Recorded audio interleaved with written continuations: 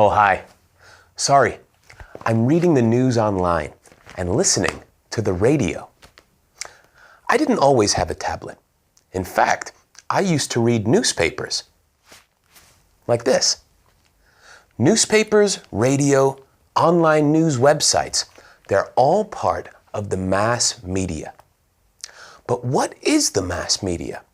Well, that's today's big question. Take a look at this.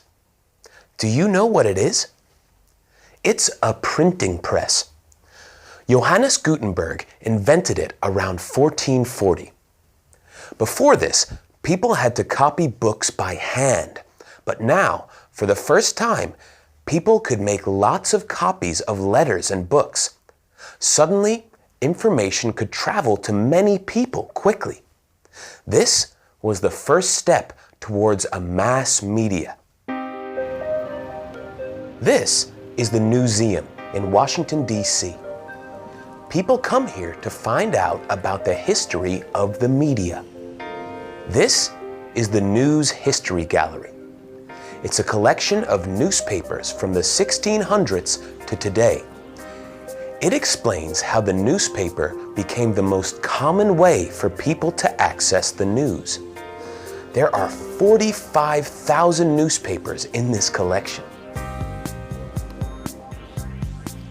This is the Bloomberg Internet, TV, and Radio Exhibition. This begins with the first newsreels. These were short films with news from around the world that meant people could watch the news for the first time. It then tells the story of the 20th century as radio and TV also appeared. Suddenly, people could watch or hear news immediately in their own homes. Today, television is everywhere, and it can bring news from anywhere. People can even watch broadcasts live while they are happening. The media has changed a lot since it began.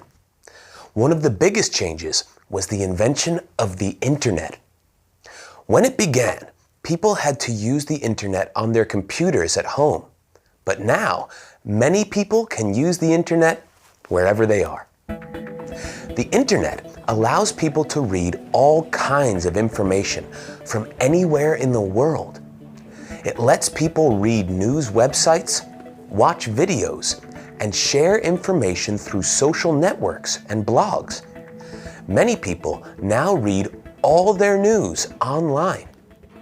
Smartphones let us access the internet anywhere. You don't even have to go home.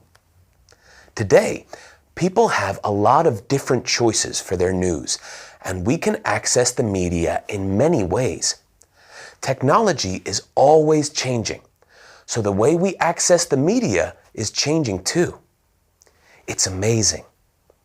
What do you think will happen next?